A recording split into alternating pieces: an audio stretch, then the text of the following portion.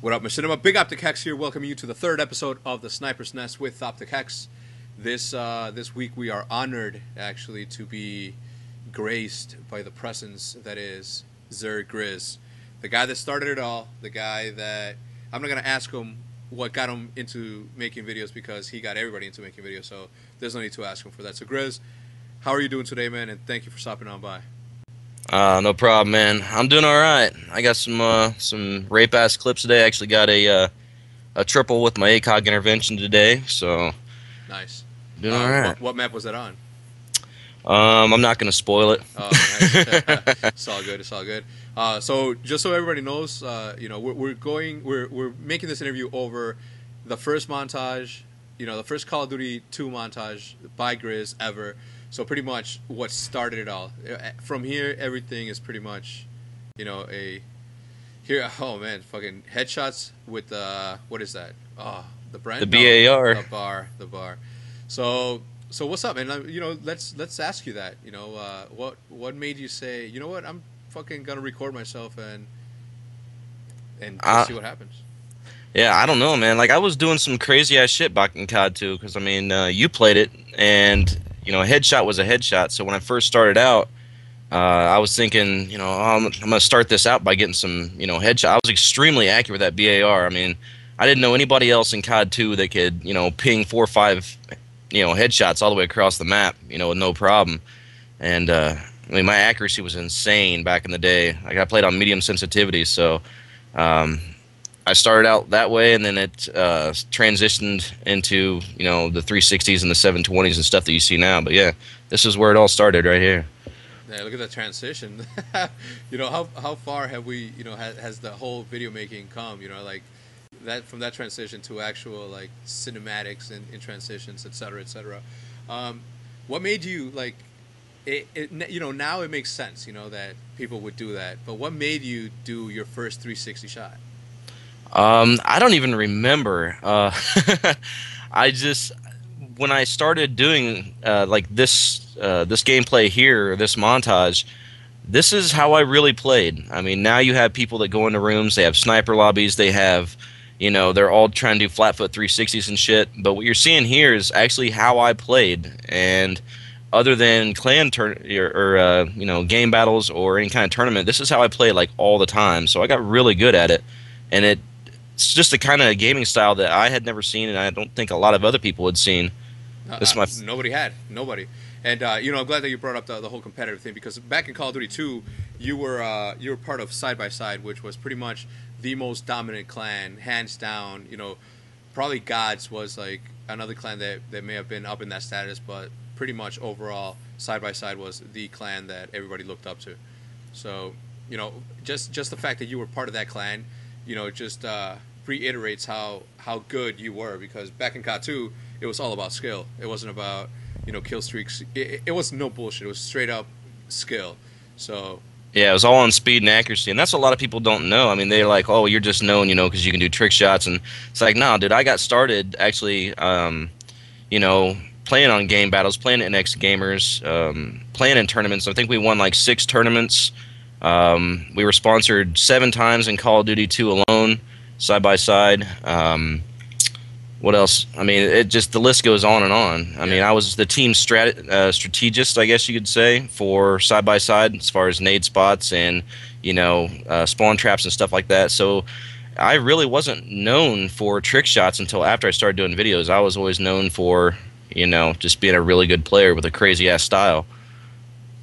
Yeah.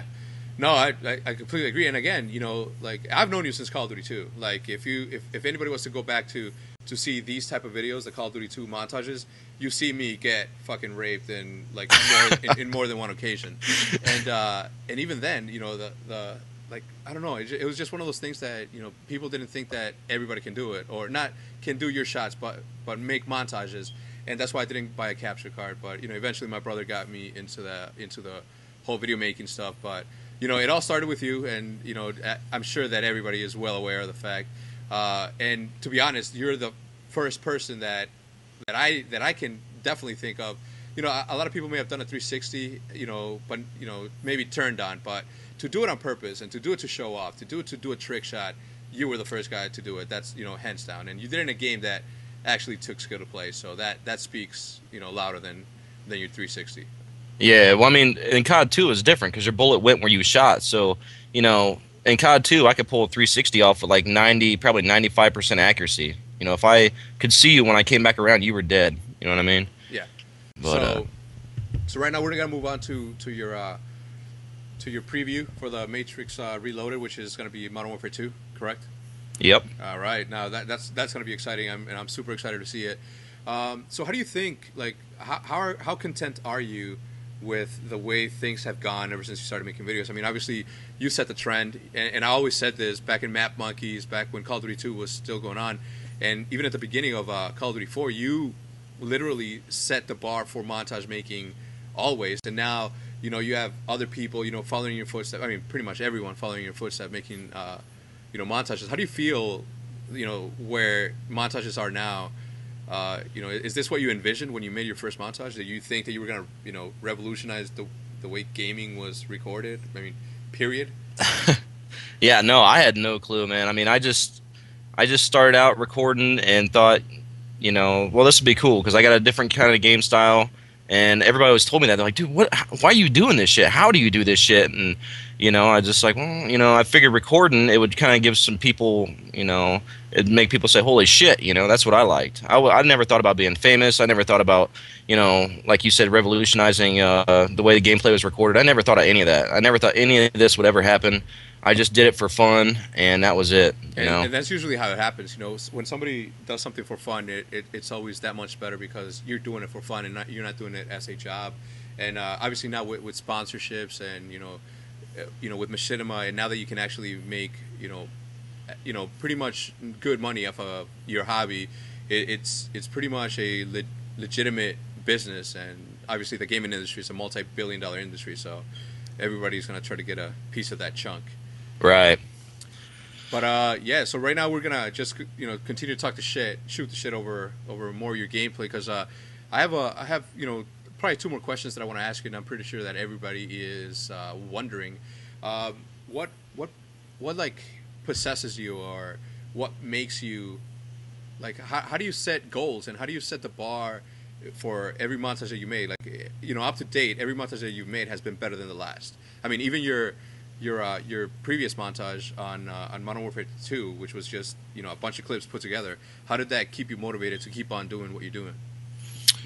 I don't know. I like the change up of games helps out a lot because I mean, you know, towards the end of COD 4, it was kind of getting repetitive. I mean, there were so many people pulling so many shots off of roofs, buildings, no scopes. I mean, it was so hard to get something new, you know, that not only presented a challenge for me, but also would entertain everybody else, you know.